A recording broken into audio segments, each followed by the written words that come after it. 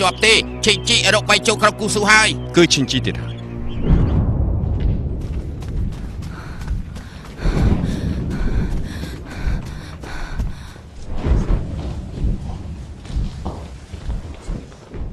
ព្រះអង្គ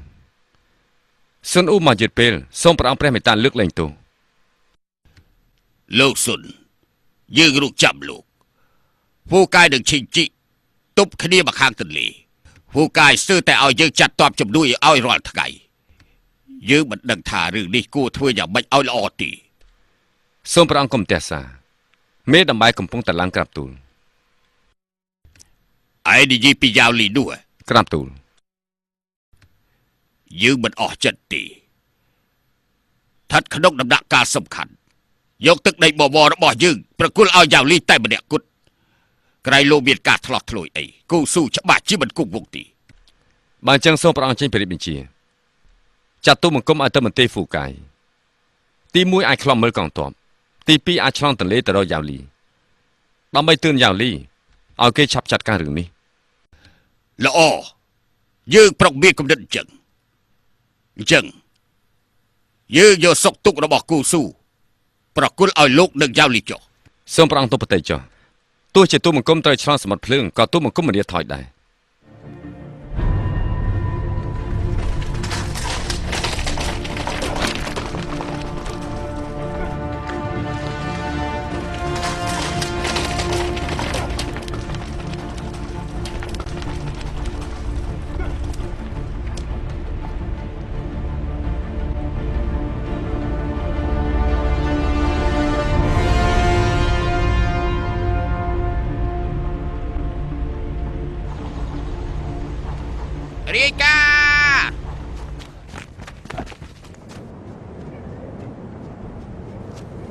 រាយការណ៍ជំរាបមេតបខ្ញុំបានទៅស៊ើបនៅម្ខាងទន្លេនោះស្ដេចចៅបានចាត់មេតបសិនប៉ៅស៊ីមកត្រួតពលក្នុងប្រទេសឈិជីសិនប៉ៅស៊ីគាត់អាចទុកថាជាមេតបខ្លាំងទី1នៅក្នុងនគរសូម្បីតែគាត់ក៏មកដែរស្ដេចចៅដល់វ័យក្មេងបើជាគ្រប់ឈិជីខ្លាំងដល់ម្ល៉េះ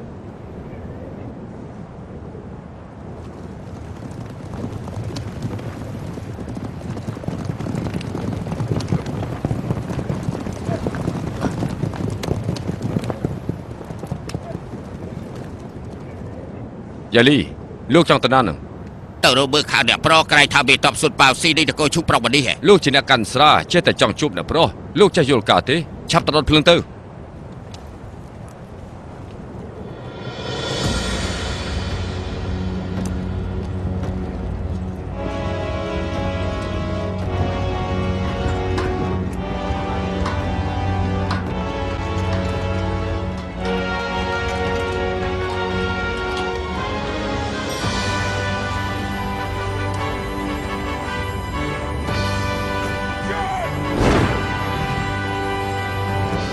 សុនប៉ៅស៊ីដំណាងស្ដេចចៅនៃនគរឈូមកត្រួតពលឈិញជីថ្វាយបង្គំស្ដេចប៉ៅថ្វាយបង្គំលោកមេតបសិន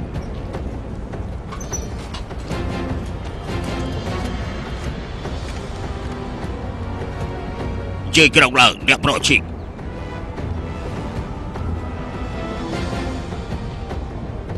សូមគោរព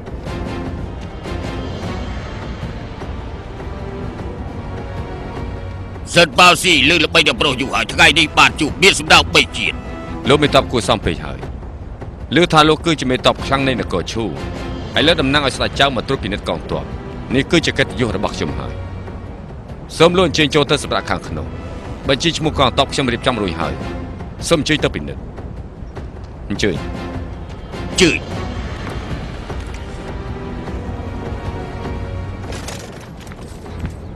រាយការណ៍ជំរាបលោកមេតបសុនអ៊ូបានមកដល់មេតបសុនអ៊ូមកហើយ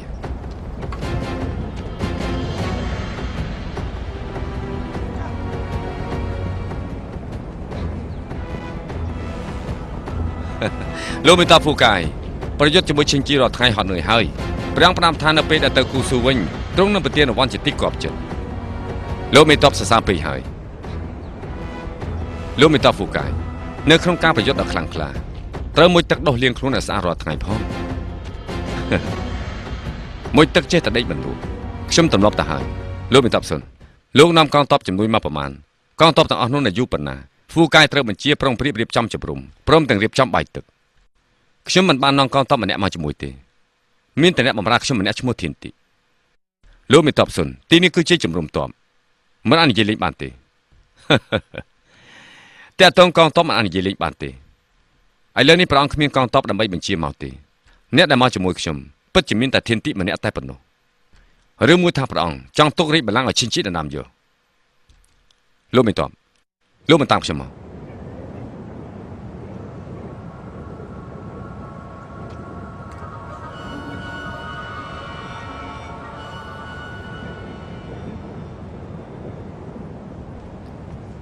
សូមលោកមានតបមើលទៅមើលឈិនជីមានកងទ័ពផ្សេងច្រើនហើយខ្លាំងមានទូរទេពប្រយុទ្ធរាប់ពាន់គ្រឿងហើយក៏មានកងទ័ពឈូជាបងឯងបើសិនជាវាយមែនទែនកងទ័ព 30,000 នាក់របស់ខ្ញុំយល់ថាប្រហែលจะត្រូវបរាជ័យតាំងពីយូរមកហើយបើសិនជាវាយមែនទែនលោកមិនតបលោកចង់និយាយថាម៉េចឬមួយថាពេលនេះឈិនជីគេវាយលេងជាមួយលោកទេការពិតឈិនជីគេបានទុកខ្ញុំជាដើមទុនមួយគេវាយប្រហារស្ដេចចៅមើលឈិនជីគឺជាក្មួយរបស់ខ្ញុំយល់ច្បាស់ពីប្រវត្តិរបស់គេហើយឈិនជីនេះជាមនុស្សក្លាហានផងបើទោះខ្លួនឯងផងកងទ័ពរបស់ខ្ញុំ 30,000 នាក់នេះមិននៅក្នុងផ្នែករបស់គេទេហើយអ្វីបានជាគេវាយចូលមកវាយរហូតដល់គូស៊ូគេកំពុងតែសុំដាំទុនពីនគរឈូរួមទាំងមានខ្ញុំនៅទីនេះឈិនជីរត់តែងាយស្រួលសុំដាំទុនកាន់តែច្រើនពីស្ដេចចៅហើយស្ដេចចៅធ្លាប់ឲ្យសេះប្រយុទ្ធ 3,000 ក្បាលទៅគេ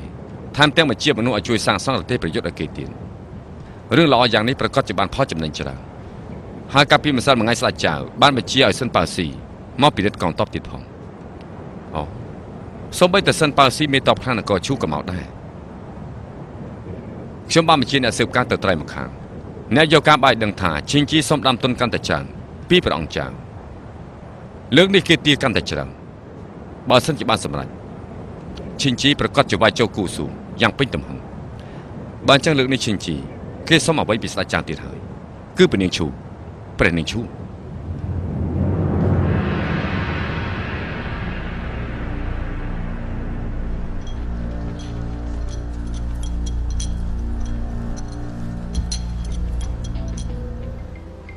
អស់លោកទាំងឡាយសូមអញ្ជើញក្រោកឡើងសូមបាយព្រះពរព្រះអង្គមានប្រជញ្ញយឺនយូរលោកសិនយើងបានបញ្ជាឲ្យលោកទៅពិនិត្យកងទ័ពនៅមន្ទីរឈិនជីតែពេលនេះយ៉ាងម៉េចទៅហើយ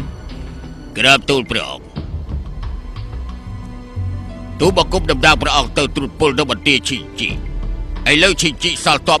32,000 នាក់សេះប្រយុទ្ធ 32,000 ក្បាលរទេះប្រយុទ្ធ 22,000 គ្រឿងទូកប្រយុទ្ធ 830 គ្រឿងកងទ័ពឈិនជីបឹកហាត់បានល្អណាស់អាចប្រយុទ្ធយកឈ្នះដើម្បីជាកម្លាំងស្នូលនៃនគរអ៊ូជាទ័ពដែលកម្ររកបានណាស់ឈិនជីដឹកគុណព្រះអង្គស្រឡាញ់ថ្នាក់ថ្នមសុខចិត្តរួមទ័ពជាមួយនឹងទ័ពឈូវាយលុកគូស៊ូចាប់ចោលហឺលីទូបង្គំយល់ថានេះជាឱកាសល្អដែលព្រមលិខិតចាឲ្យនគរឈូកំចាត់អ៊ូប៉ុន្តែឈិនជីគេមានកម្លាំងខ្លាំងទៅហើយហើយបានជាគេមិនវាយហឺលីនៅរងចាំស្អីទៀតមេទ័ពឈិនជីមានការស្នើសុំព្រះអង្គក្រាបទូលតើគេនឹងចង់បានអ្វីទៀតចង់បានសេះហ៎កាលពីលើកមុនយើងប្រទានឲ្យគេ 3,000 ក្បាលសេះរបស់យើងមានច្រើនណាស់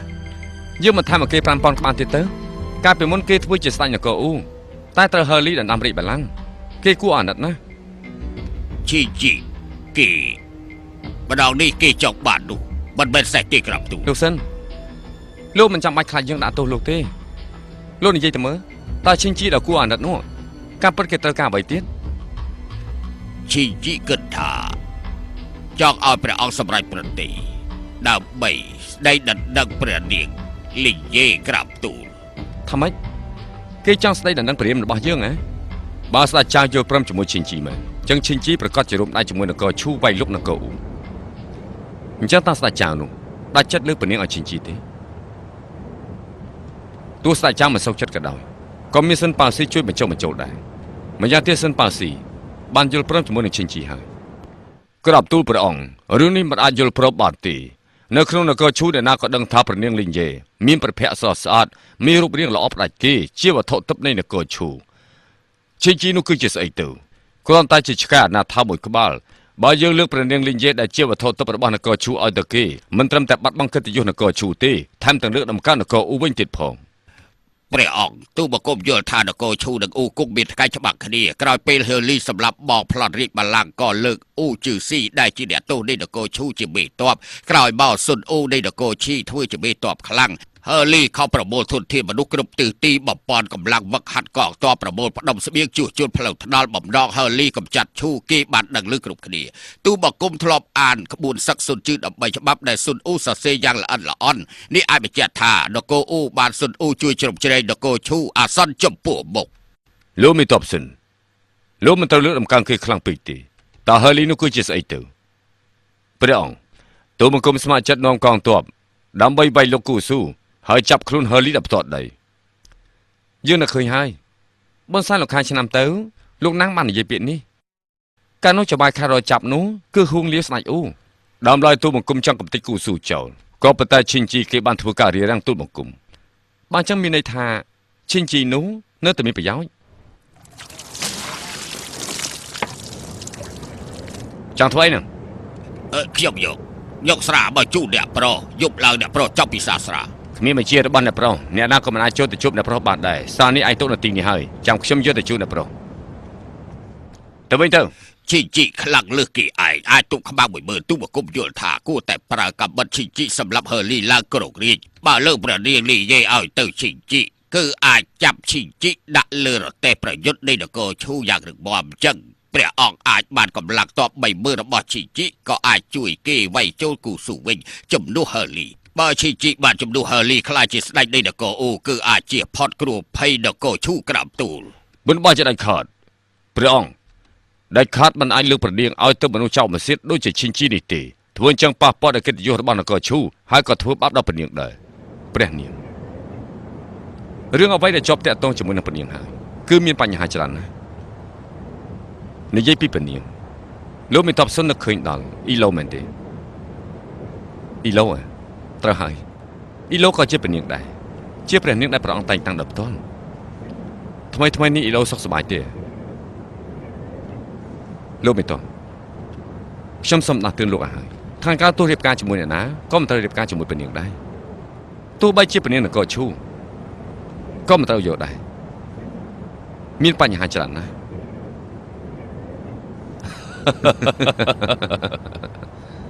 លោកមិនតបសិនលោកមិនតាមខ្ញុំមកលោកសិនលោកណាំងមិនចាំឲ្យប្រកែកគ្នាទេការពិតយើងចង់ខ្ចីកម្រិតឈិនជីដើម្បីចាត់ការហាលីកុំឲ្យសាងម៉ងតទៅទៀតក៏ប៉ុន្តែព្រាមរបស់យើងពីដើមមកយើងទុកដូចជាម្ដាយរបស់យើងមិនអាចលើកឲ្យគេបានទេបើសិនជាទ្រង់បានស្វាមីឲ្យទៅគូស៊ូនោះយើងប្រកាសជានឹកទ្រង់ខ្លាំងណាស់ដល់ពេលនោះបើសិនជាមិនបានឃើញទ្រង់ទេតើគិតយ៉ាងម៉េចទៅ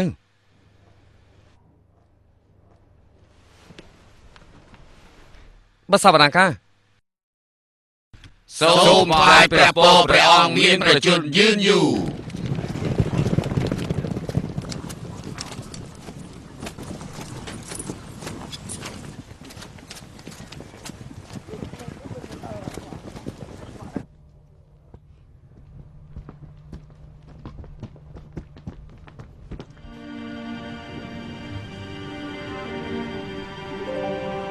អ៊ីឡូ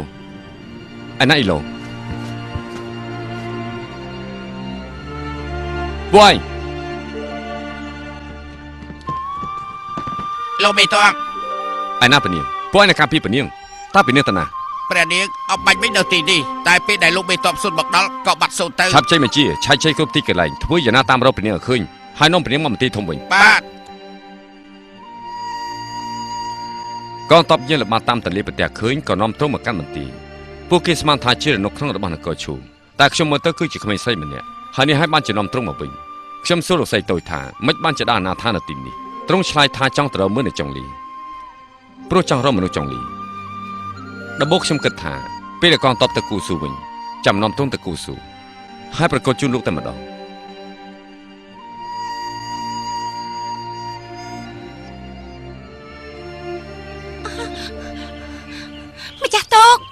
ម្ចាស់តុកជួយចម្លងខ្ញុំផងម្ចាស់តុកជួយចម្លងផងម្ចាស់តុកជួយចម្លងខ្ញុំផងទឹកទន្លេជ្រៅយ៉ាងនេះអូនចង់សម្រាប់ខ្លួនមែនទេ ខ្ញុំសាប់រឿងមិនចាំឲ្យលោកខ្វល់ខ្វាយទេខ្ញុំសាប់លោកណាខ្ញុំមិនទៅជាមួយលោកវិញទេ អូនចង់ទៅចុងលី ខ្ញុំចង់ទៅផ្ទះចង់លីជាផ្ទះរបស់ខ្ញុំ តែអូនភ្លេចយកពិនរបស់អូនទៅហើយ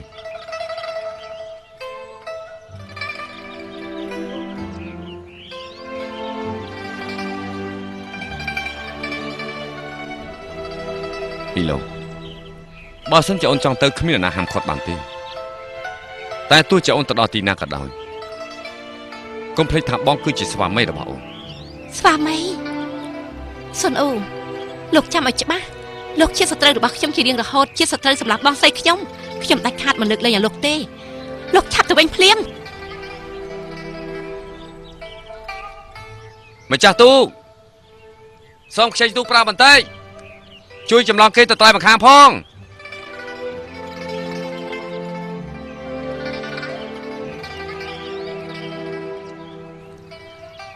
លោកចង់ដល់លែងខ្ញុំហ៎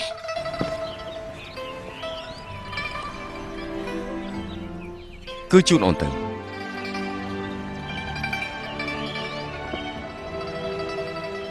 ឬមួយលោកមិនខ្លាចព្រះអង្គទាបមនុស្សពីលោកទេខ្ញុំជាព្រះនាងដែលព្រះអង្គតែងតាំងដោយផ្ទាល់ បើសិនជាព្រះអង្គសួររកមនុស្សពីបងនឹងទូលព្រះអង្គថាលោកស្រីតូចទៅលេងសាច់ញាតិនៅស្រុកកំណើតហើយ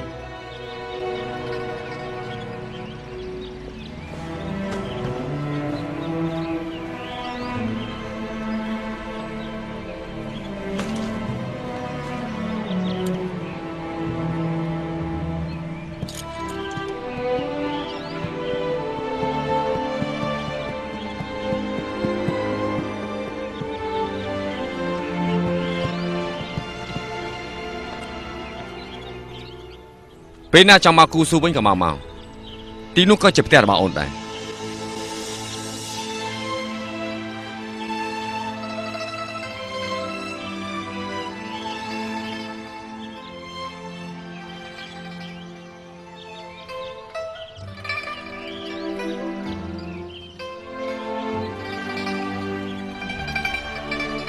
លោកបេតង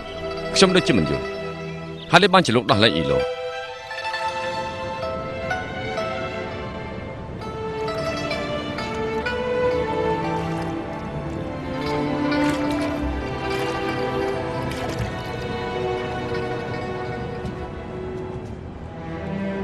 សូមព្រះនាងមកអង្គយាត្រា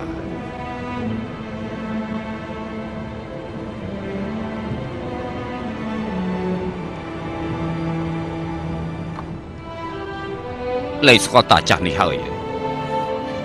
ព្រះអង្គម្ចាស់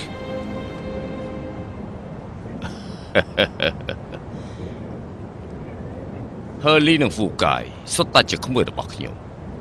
ហើយឈិនជីគឺជាចៅពួកគេប្រយុទ្ធគ្នាសំថាខ្ញុំមិនមករមើលទេបាតដៃក៏ជាសាច់ខ្នងដៃក៏ជាសាច់ព្រោះតារីកបល្ល័ង្កពួកគេប្រជែងគ្នាបង្ហូរឈាមនាំទុករាប់ពាន់គ្រួសារព្រាត់ប្រាសកូនចៅស្លាប់អន្តរាយ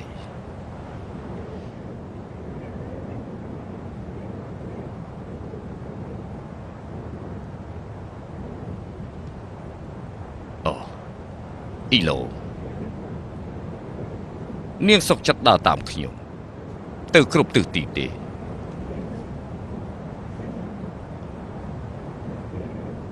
អូតាមការពិតគឺខ្ញុំចង់រៀនតាមពីនជាតិជួយដល់អ្នកទុនខ្សោយក៏ប៉ុន្តែគឺដើរខ្វះសិស្សម្នាក់ ព្រះអង្គម្ចាស់មានមេត្តាករុណាក្នុងលោកនេះអ្នកណាក៏ដឹងអ៊ីឡូមានគុណបុណ្យអីអាចសុំព្រះអង្គម្ចាស់ធ្វើជាគ្រូព្រះអង្គម្ចាស់អ៊ីឡូសុំថ្វាយបង្គំ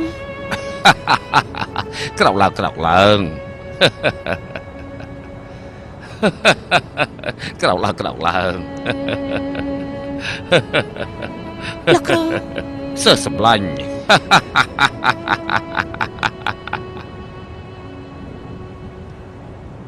លោកមិនតបលោកមើលកងទ័ពឈិនជីនៅត្រៃម្ខាងចុះកងទ័ព 30,000 នាក់នេះតើខ្លាំងខ្លាប៉ុណ្ណាទៅស័ក្តិសមជាកងទ័ពដាច់នៃនគរអ៊ូមែនឈិនជីមិនមែនជាមនុស្សធម្មតាទេខ្ញុំមានការបារម្ភថាបើឈិនជីទាមទារបានដើមទុនគ្រប់គ្រាន់គេប្រកាសជានាំកងទ័ព វាយលោកចូលគូស៊ូដល់ពេលនោះខ្លាចតែមិនអាចទប់ទល់បានទេលោកមានតបសុនឥឡូវនេះគួរតែប្រើប្រាស់ក្បួនសឹកនិងយុទ្ធសាស្ត្ររបស់លោកឆាប់រកវិធីចាត់ការសត្រូវទៅលោកមានតបហ្វូកាយលោកឆាប់ជ្រើសរើសកងទ័ពពិសេស50នាក់ធ្វើជាកងទ័ពរត់ចោលជួយឆ្លងទៅទាំងយប់បន្លំចូលក្នុងជួរកងទ័ពឈិនជីដើម្បីរងចាំឱកាសតើរងចាំឱកាសស្អីទៅសូមលោកមានតបបញ្ជាក់ទៅមើលឲ្យតែមានបញ្ហាកងទ័ពពិសេស50នាក់នេះគឺអាចនាំកងទ័ពជាង30000នាក់របស់ឈិនជីមកទាំងអស់នោះគឺជាកងទ័ពដ៏ល្អបំផុតរបស់នគរអ៊ូលោកមានតបហ្វូកាយលោកនឹងទទួលយកទាំងអស់ចាំដល់ពេលលោកទៅគូស៊ូវិញយើងនឹងមានកងទ័ព60000នាក់លោកមានតបមិនต้องប្រយុទ្ធជាមួយឈិនជីទេហើយដែលបានជាលោកទទួលយកកងទ័ពឈិនជីឆាប់ប្រយុទ្ធបានចាប់ផ្ដើមហើយឆាប់ប្រយុទ្ធចាប់ផ្ដើមហើយណែណាហើយលោកមានតបមួយណាប្រយុទ្ធជាមួយនឹងឈិនជីគឺខ្ញុំស៊ុនអ៊ូកំពុងតែប្រយុទ្ធជាមួយនឹងឈិនជីឬមួយថាលោកមានតបស៊ុននាំកងទ័ពមួយក្រុមមកផ្សេងទៀតមិនចាំបាច់កងទ័ពមួយក្រុមទេតែម្នាក់គឺគ្រប់គ្រាន់ហើយនោះហើយគឺជាដាវដ៏មុតរបស់ខ្ញុំចាក់ចូលក្នុងដើមទ្រូងរបស់ឈិនជី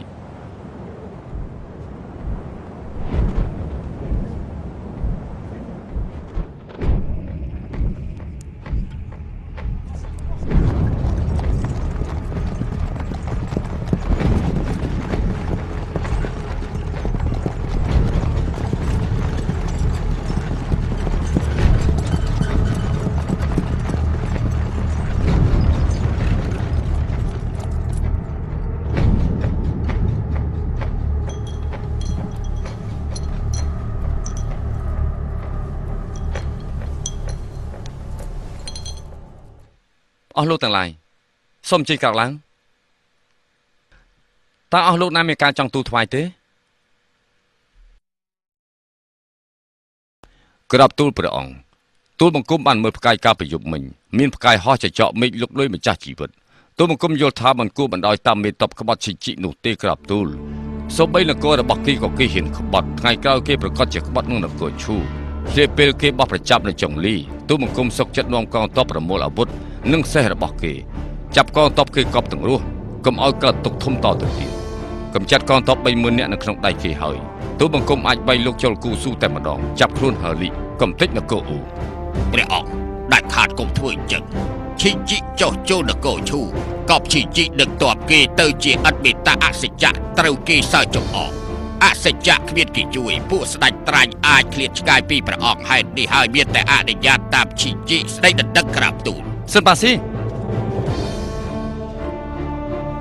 ឆ្លងកាត់មកយប់ទៅហើយឬមួយថាលោកនៅតែចង់បង្ខំយើងឲ្យលើកពនាងឲ្យតែឈិនជីនោះមែនទេទូបង្គំយល់ថាទឹកមើលនេះនាំឲ្យប្រឌីខកប្រតិតែយើងមិនចង់ស្ដាប់ទៀតទេព្រះនឹងគឺជាម្ចាស់បងរបស់យើងមិនអាចធ្វើពនាងឈឺចាប់ទៅសិនបាស៊ីលោកដូចជាថ្នាំធំពេកហើយលោកបង្ខំយើងឲ្យរាជានុញ្ញាតម្ដងហើយម្ដងទៀតតើលោកមានបំណងអីទៅទូបង្គំស្បោះចំពោះព្រះអង្គនិងនគរឈូទូបង្គំចង់ឲ្យឈូខ្លាកំចាត់អ៊ូក្រាបទូលឈប់និយាយព្រះនាងសូមចូលគាល់ព្រះអង្គ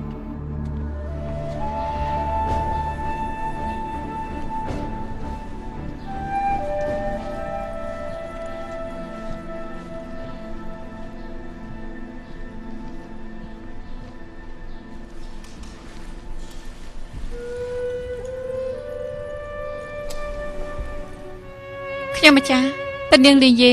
សូមថ្វាយបង្គំព្រះអង្គម្ចាស់បងគួរសមហើយសូមជ័យក្រោកឡើង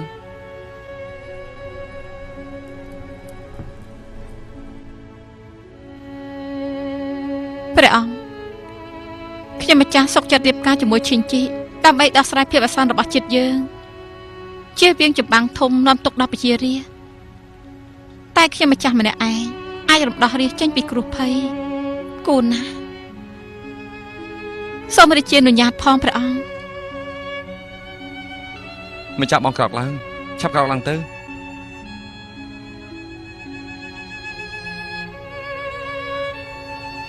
ព្រះអង្គ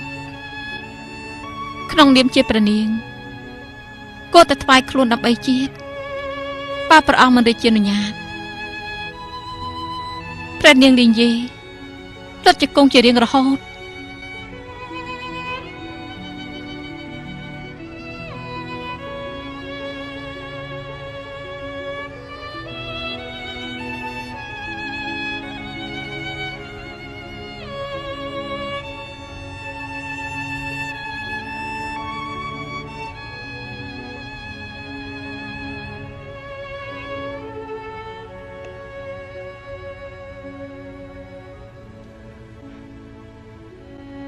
មិនចាប់បង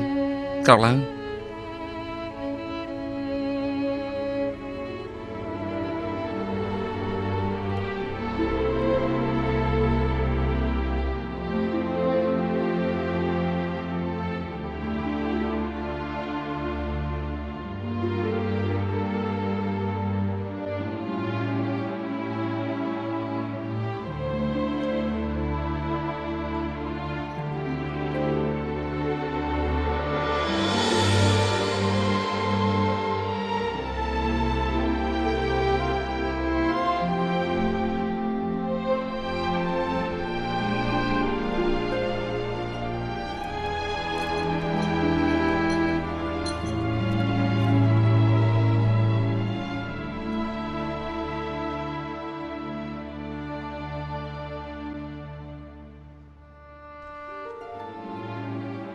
ចេញបញ្ជា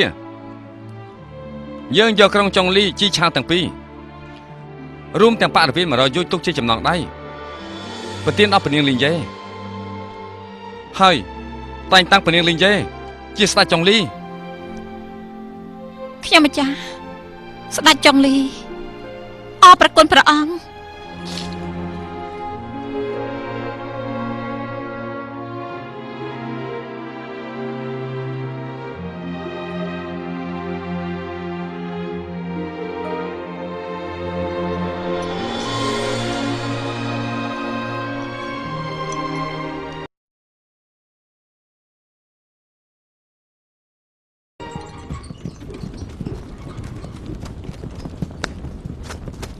ចាំរៀបអ្នកប្រុសស្អែកថ្ងៃត្រង់ប្រឌីយាងមកដល់ក្រុងចុងលីល្អណាស់ចេញបញ្ជាទៅរៀបចំខ្លួនទទួលព្រះនាងទទួលបញ្ជាអ្នកប្រុស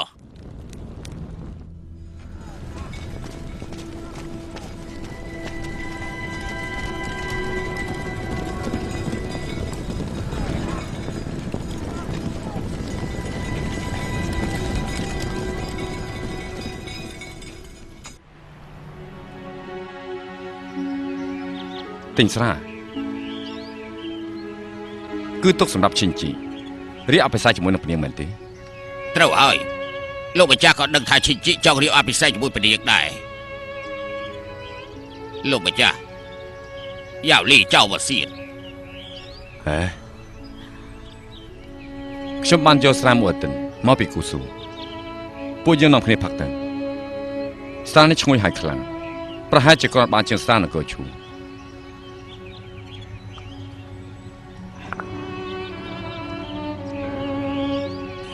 ខ្ញុំធ្វើតាមល្បិចលោកម្ចាស់មកពីគូស៊ូរកឈី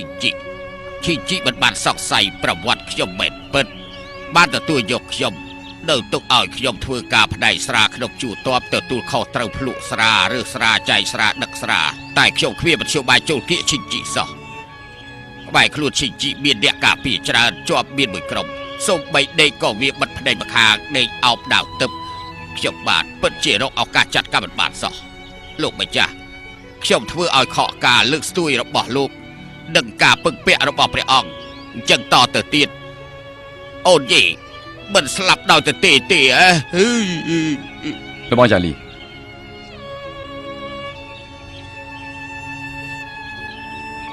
មិនចាំឲ្យធ្វើអញ្ចឹងទេចិត្តស្មោះត្រង់នឹងក្លាហានរបស់របស់យ៉ាលី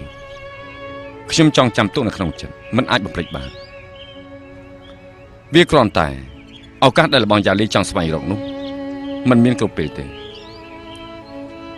មកដូចជាផ្លេចមិនទល់បាត់បង់ទៅលឿនណាស់ដូច្នេះហើយរបស់យ៉ាលីត្រូវចាប់ឲ្យជាប់ទៅបានសូមលោកម្ចាស់បង្រៀនខ្ញុំ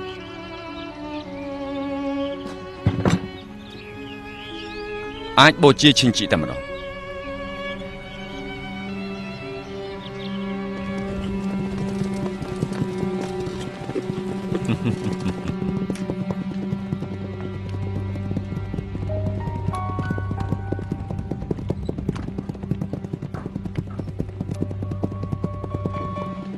ស្រាល្អ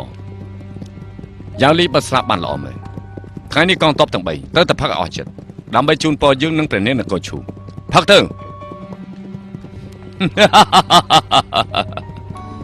ធានទី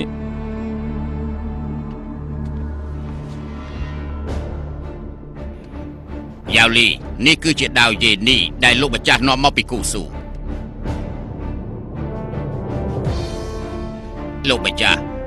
បានជាយ៉ាវលីយកដាវយេនីនេះជូនដល់លោកម្ចាស់ហើយនេះគឺជាដាវរបស់លោកម្ចាស់ប៉ុន្តែយ៉ាវលីសូមខ្ចីប្រើសិនប្រើរួចចាប់សងលោកវិញ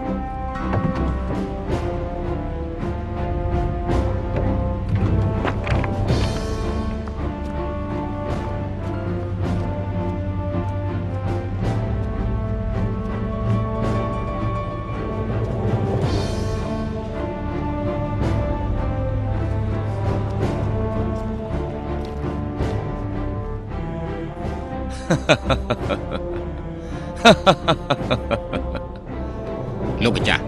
សើចព្រោះតែរឿងអីគឺខ្ញុំសាឈិនជីអ្នកប្រើកម្លាំងបាយមិនចេះរួមជាមួយនឹងពួកស្ដេចត្រាញ់មកវាយប្រហារហឺលីពឹងលើកម្លាំងម្នាក់ឯងចង់ដណ្ដើមយករាជបល្ល័ង្កវិញដូចជាយល់សពពេកហើយថែមទាំងសាឈិនជីមិនដឹងថាតំបន់ខ្ពស់សន្លឹមអាចរលាយដោយសារតែសំណោចរូបរបស់វាដែលជាមេតបទាំង3អាចស្លាប់ក្នុងដៃរបស់យ៉ាវលីដែលនៅសល់តែដៃមួយ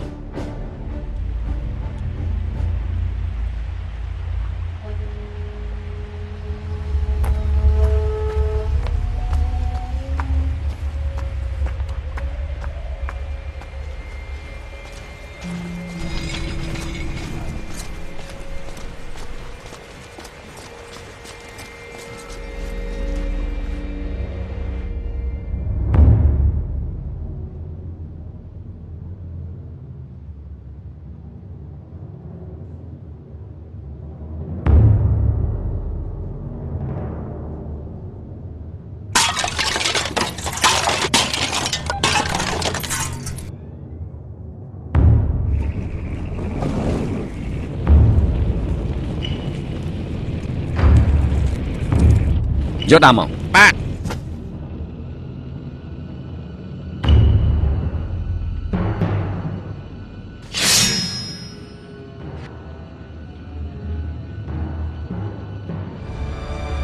អបលើជួយឡាចាប់ព្រៀបលើដាក់ព្រៀបជួយលើឆេះហើយចាប់ជួយបាត់ទៅចាប់ជួយឡើងចាប់ជួយឆេះដល់ឲ្យលឿន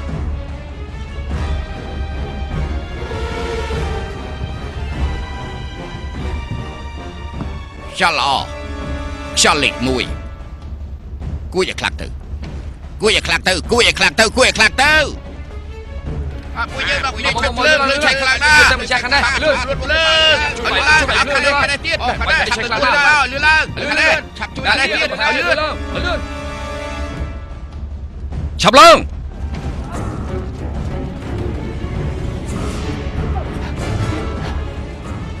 យ៉ាលីឆាប់ឡើងជួយព្រឹកភ្លើង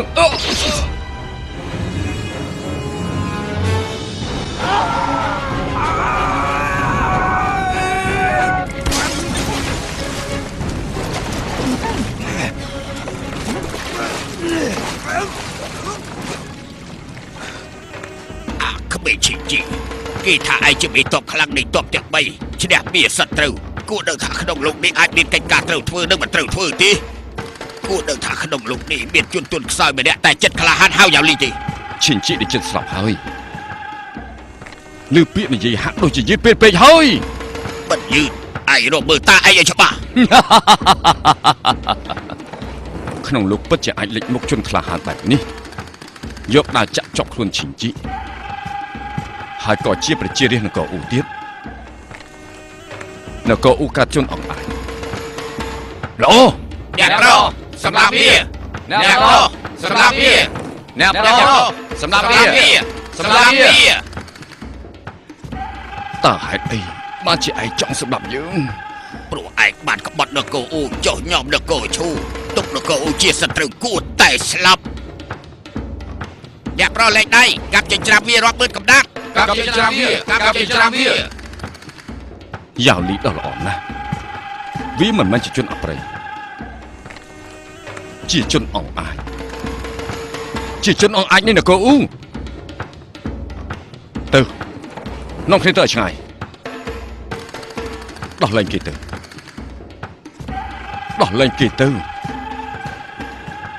មិននឹងអាចសម្រាប់ជនអង្អាចដល់ទៅ2អ្នកក្នុងមួយថ្ងៃបានទៅ គឺមិនអាចទេ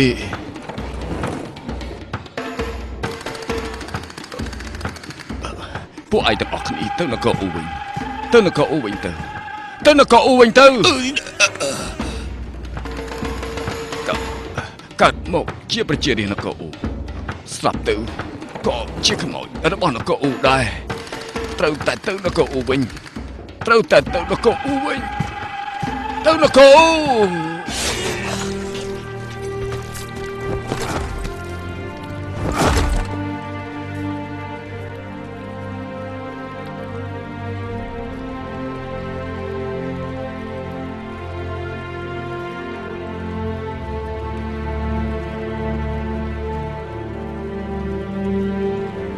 ទៅនគរអ៊ូទៅគូស៊ូទៅនគរអ៊ូទៅគូស៊ូទៅនគរអ៊ូទៅគូស៊ូទៅនគរអ៊ូ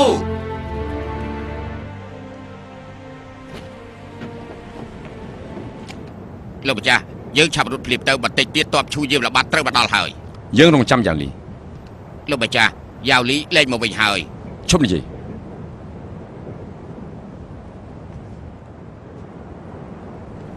ទៅគូស៊ូ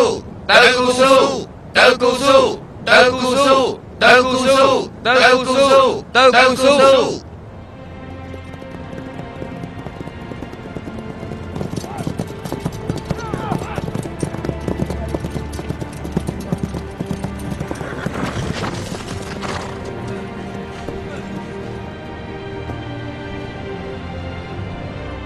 ទៅគូស៊ូទៅគូស៊ូទៅគូស៊ូទៅគូស៊ូទៅគូស៊ូទៅគូស៊ូទៅគូស៊ូ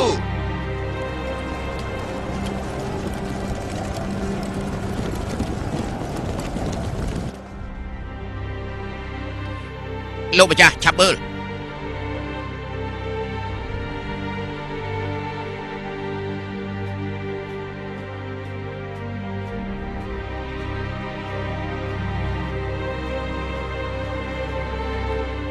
របស់យ៉ាវលីលោកម្ចាស់យ៉ាវលីគាត់រៀបចំចេញទូបាទ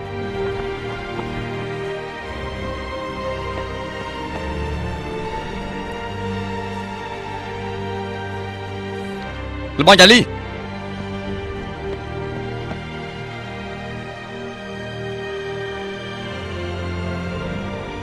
របស់យ៉ាវលីរបស់យ៉ាវលីទៅគូស៊ូជាមួយខ្ញុំទៅខ្ញុំត្រូវទូលព្រះអង្គពីគុណសម្បត្តិរបស់លោកចង់ទាមទារគុណសម្បត្តិឲ្យខ្ញុំហ៎ត្រូវហើយលោកបងជួយកម្ចាត់អំបៅទ្រូងនគរអ៊ូព្រះអង្គត្រូវតែតែងតាំងលោកជាអង្គញាលោកម្ចាស់លោកស្មានថាយ៉ាវលីចង់បាននោះគឺនេះទេ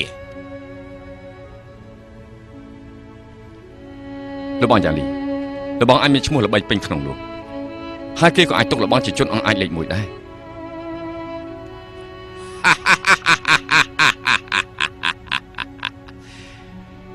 យ៉ាវលីក៏ទុកជនអង្អាចក្លាហានដែរ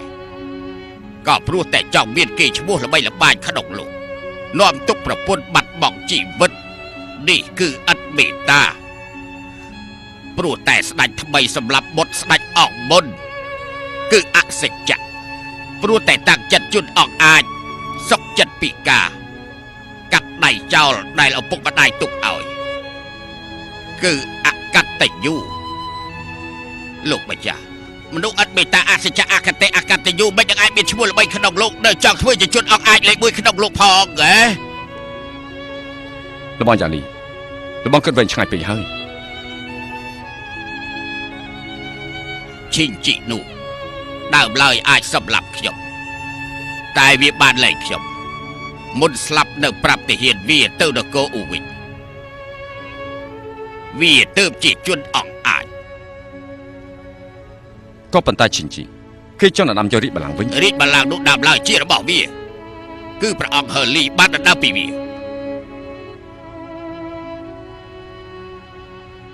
លោកបងយ៉ាលីពីដើមមកអ្នកក្លាហានស្ដាយអ្នកក្លាហានរឿងនេះខ្ញុំយល់ទីនេះមិនអាចនៅយូរទេឆាប់ទៅគូស៊ូជាមួយនឹងខ្ញុំភ្លាមទេយ៉ាវលីមិនទៅវិញទេយ៉ាវលីទៅវិញប្រាថ្នាអីប្រាថ្នាព្រះអង្គតែងតាំង តែអូនយាយទៅបាត់ហើយអូនយាយស្លាប់ហើយអូនយាយត្រូវយ៉ាវលីដប់ទុកស្លាប់យ៉ាវលីទៅគូស៊ូ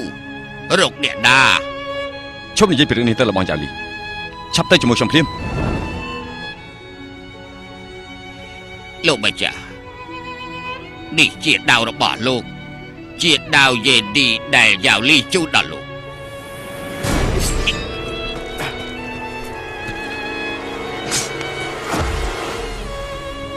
សោជូនលោកវិញ លោកបងយ៉ាវលី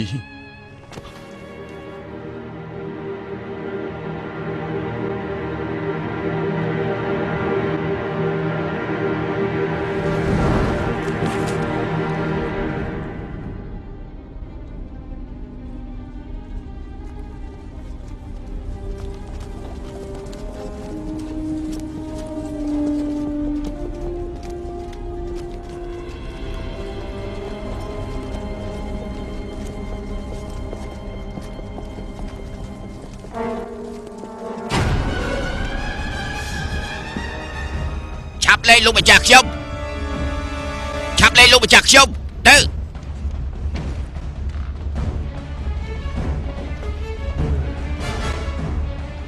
សូមជម្រាបលោកមេតបចាប់បាននៅក្នុងនគរអ៊ូទាំងពីរនាក់សូមលោកមេតបចាត់ការនេះគឺជាដាវរបស់ពួកគេ ទុកដាវនេះចុះសម្រាប់រនុកក្នុងបោះទៅក្នុងទន្លេឲ្យពលឹងពួកវាទៅនគរអ៊ូវិញ ទទួលបញ្ជា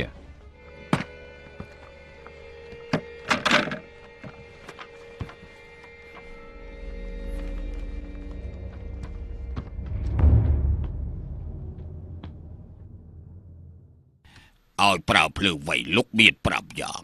ទី1ភ្លើងមនុស្សទី2ប្រមូលផ្ដុំភ្លើងទី3រត់ទេភ្លើងទី4ឃ្លាំងភ្លើងទី5កង់ភ្លើង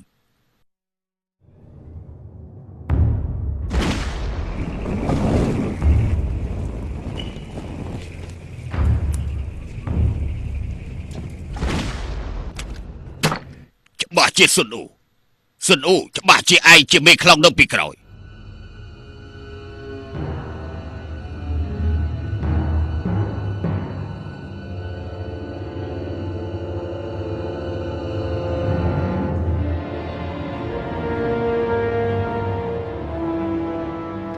មេកពាត់ លោកមេតបខ្ញុំមកដល់ហើយ ឯណារនុកក្នុង2នាក់នោះ ធ្វើតាមបញ្ជារបស់លោកមេតបយកទៅសម្រាប់ចាត់នៅមាត់ទន្លេ ឆាប់តាមមកវិញ ទទួលបញ្ជា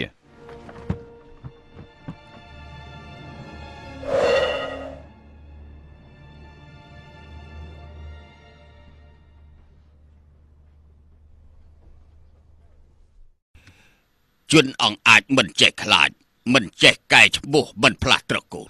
ខ្ញុំបាទស៊ិនប៉ាវស៊ីជាមេតបខ្លាំងដែលស្ដេចចៅនគរឈូបានតែងតាំងជំនួសអ៊ីអ៊ួនគ្រប់គ្រងពលសេនា60000នៅចុងលីជីឆៅផ្សេងទៀត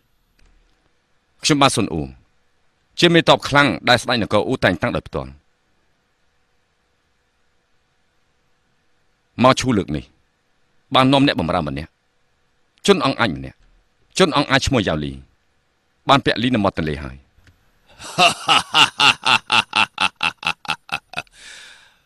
បានឃើញបន្ទាឈិញជីភ្លើងឆេះសន្ធោសន្ធៅខ្ញុំបានដឹងថាលោកមកហើយស៊ុនអ៊ូលោកពិតជាបោមែន ជាការប៉ុណ្ណាភ្លើងឆេះនៅក្នុងមន្ទីររបស់ឈិនជីគឺជាល្បិចរបស់ខ្ញុំ បើអញ្ចឹងល្អណាស់មេតបស៊ុនមិនបានដឹងទេចៅវាយខេត្តដាវវ៉ាបានទូលថ្វាយស្ដេចចៅឆ្លៀតឈីជីបានចោះចូលឲ្យប្រមូលយកអាវុធរួចសម្រាប់ពលសេនានគរអ៊ូ30000ចោលអស់កុំឲ្យដំបៅទ្រូង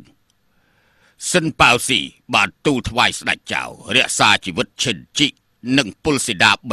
30000 សិនប៉ាវស៊ីនៅទូលថ្វាយស្ដេចចៅថាឲ្យលើកព្រះរាមទ្រូងព្រះនាងលីយេទៅឲ្យឈីជីរួមនិស័យស្ដេចតបយកតបឈីជី30000ជាតបឈៀនមុខសិនប៉ាវស៊ីដបតប60000កាពីពីក្រោយឆ្លងទៅវៃឈ្នះហ្វូកាយច្បាមយកគូស៊ូចាប់ហឺលីឆ្លៀតឱកាសកំចាត់ឈីជីនគរអ៊ូក៏ត្រូវនគរឈូលេបត្របាក់ដើមឡើយជាក្រឡាមួយល្អណាស់ ដើមឡើយជារឿងចាប់សត្វក្នុងទ្រុងបានមកយ៉ាងងាយស្រួលតែត្រូវភ្លើងមេតបសុនដុតឲ្យឆេះទៅជាផ្សែងភ្លើងអស់រលីងសុនប៉ៅស៊ីដើមឡើយស្មានថាអាចយល់ក្បួនសឹកសុនជឺតែនៅមិនអាចយល់ល្អណាស់ លោកមានតបសិនហើយបានជានិយាយពីល្អជាបន្តយ៉ាងនេះ ឈីងជីត្រូវធ្វើឃាតតែហ៊ានវា 30,000 រត់ទៅនគរអូវិញនគរឈូបាត់បង់ឱកាសល្អក្នុងការកម្ចាត់អូនេះក៏ព្រោះតែមេតបសុនបានប្រើល្បិចចន្លោះប្រហោងចាត់យ៉ាវលីដែលជាដាវមុតស្រួចថែមទាំងដុតមួយឆេះទៀតហាក់បីដូចអូឈ្នះឈូចាញ់ប៉ុន្តែគ្មានដាវមួយនេះភ្លើងលើកនេះសុនប៉ៅស៊ីមិននឹងអាចចាប់សុនអ៊ូបានសុនអ៊ូមិននឹងអាចខ្លាចជាអ្នកទោសនគរឈូហាសុនអ៊ូម្នាក់អាចស្មើនឹងឈិញជីនឹងតបវា 30,000 នាក់ទេដូចឈិញជីអញ្ចឹងចាត់ទុកជាស្អីមិននឹងអាចប្រៀបដូចសុនអ៊ូនគរអ៊ូបាត់សុនអ៊ូម្នាក់ច្បាស់ជារលាយនគរឈូបានសុនអ៊ូឈ្នះក្នុងលោកស្ដេចត្រាញ់ក្នុងលោកមុនក្រោយគង់តែចោះចូលនគរឈូមេតបសុនអ៊ូនឹងឈូតាមពិតអ្នកណាឈ្នះអ្នកណាចាញ់អញ្ចឹងល្អណាស់លោកមានតបសិនមានជំនឿចិត្តខ្លាំងពេកហើយសុនអ៊ូគឺជាអ្នកទោសរបស់នគរឈូមែនអ្វីដែលបាត់បង់គ្រាន់តែជាដាវនៅក្នុងដៃប៉ុន្តែចិត្តក្លាហានគឺនៅគង់វង្សសុនអ៊ូគឺជាមេតបនគរអ៊ូមិននឹងអាចក្បត់នគរអ៊ូចោះចូលជាមួយនគរឈូធ្វើឲ្យមនុស្សក្នុងលោកសាច់ចំអកនោះបាទលោកមានតបសិនយល់ថាពួកយើងសុទ្ធតែជាមិត្តនៅក្នុងជួរទាំអញ្ចឹងសូមលោកចាក់ខ្ញុំមួយដើមមកសុនអ៊ូស្រាប់តែមិនគួរស្ដាយទេតែចង់ទុកគេឈ្មោះល្អមួយធ្វើអញ្ចឹងទើបជាការល្អណាស់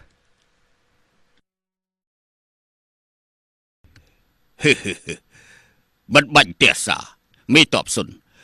ក្នុងនាមជាទាហានកັບចាក់ក្នុងសមរភូមិស្លាប់ចំពោះលោកនឹងខ្ញុំគឺមិនមែនជារឿងលំបាកអាចកើតមានគ្រប់ពេលមិនចាំបាច់បន្តរត់ស្លាប់ទេខ្ញុំចង់សំសួរក្បួនសឹកពីលោកសុនផងទាហាន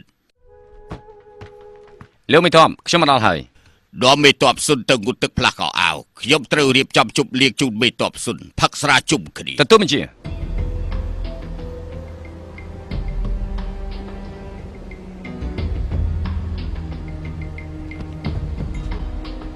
ជប់សិនមេតបសុននេះគឺដាវយេឌីដែលគេបានដំដាលថាការចាងនៅភ្នំភូឡូបានលុតបែបនេះពិតជាដាវមួយល្អណាស់